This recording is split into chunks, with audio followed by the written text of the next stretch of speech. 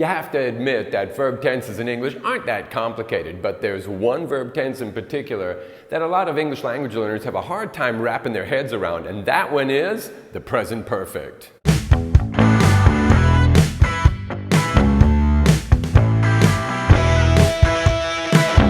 Because it's complicated to use, a lot of proficiency tests use it as a measure of how much English you've learned.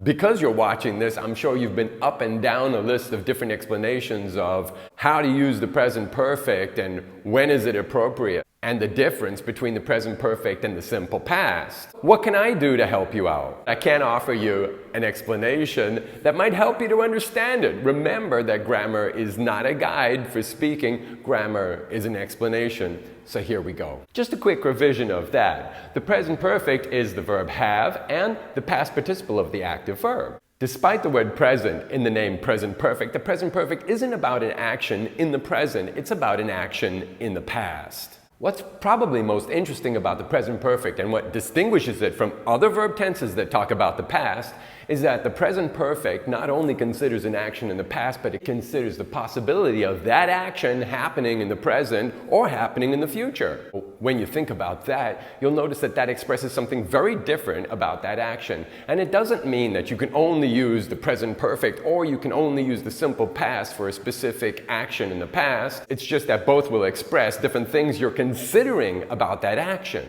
What I've found complicated for most English language learners when trying to learn and put this particular verb tense into use is that they often don't have an equivalent in their language. So my question to you is, do you have an equivalent for this in your language? If you don't, this is probably going to be a little bit of a headache for you. What can you do with this information? Well, like I said, it's not a guide for speaking or for reading or for writing.